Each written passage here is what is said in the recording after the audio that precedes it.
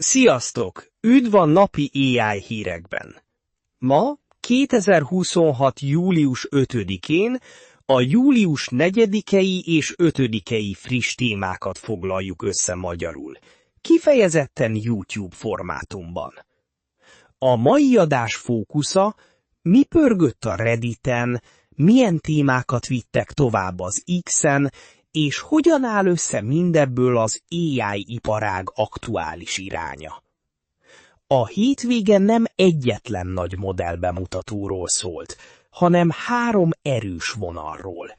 Az AI egyre mélyebben megy bele a tudományos kutatásba, közben a nagy modellek hozzáférése politikai és vállalati kérdéssé válik, és a fejlesztők egyre többet beszélnek az agentek megbízhatóságáról.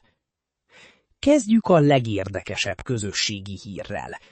A Reddit AirShare Singularity csatornáján július 4-én egy poszt szerint az Alibaba DAMO Academy olyan AI agentet mutatott be, amely szupravezetők felfedezésében segíthet.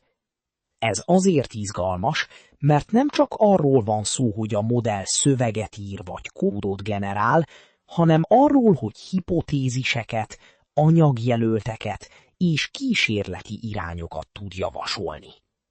Ha egy AI rendszer valóban hasznos anyagtudományi keresőmotor lesz, akkor ez felgyorsíthatja az akkumulátorok, a kvantumtechnológia, az energiaátvitel és a hűtés kutatását is.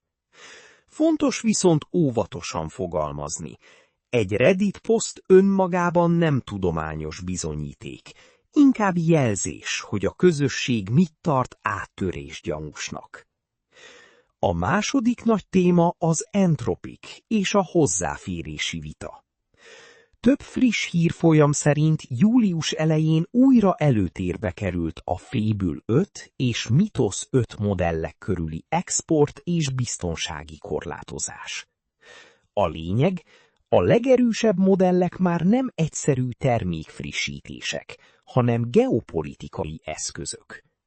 Ha egy modell elég jó kiberbiztonsági, biológiai vagy ágentikus feladatokban, akkor felmerül a kérdés: ki kap hozzáférést, milyen országban, milyen iparágban, milyen naplózás mellett.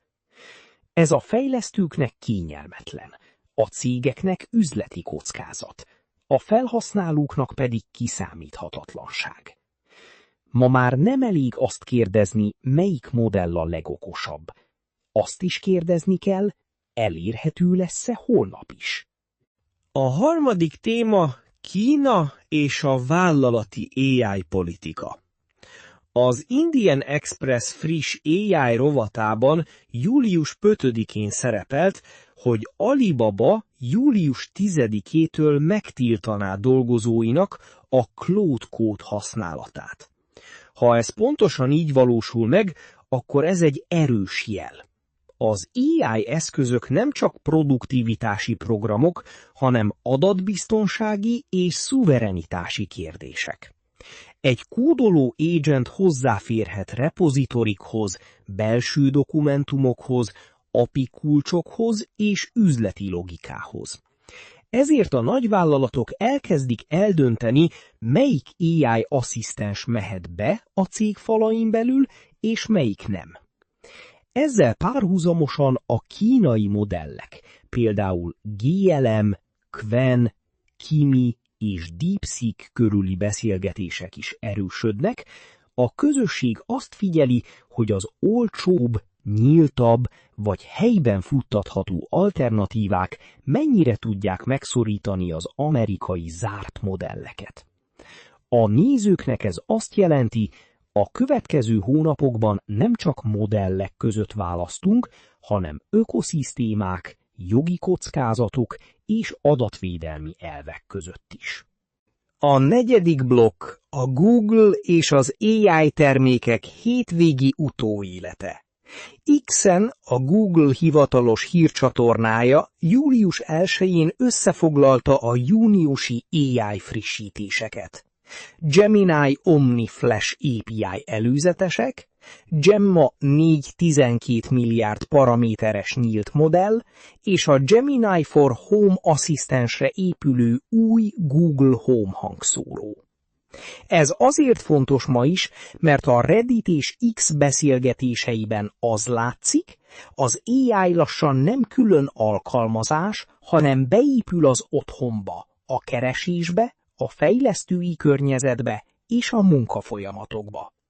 Közben a Reddit r/artificial új posztjai július 1-én még mindig a megbízhatóságot boncolgatták. Prompt injection, ügynökök adatszivárgása, Claude Code által törölt projekt, bizonyítékok a coding agentek munkájáról.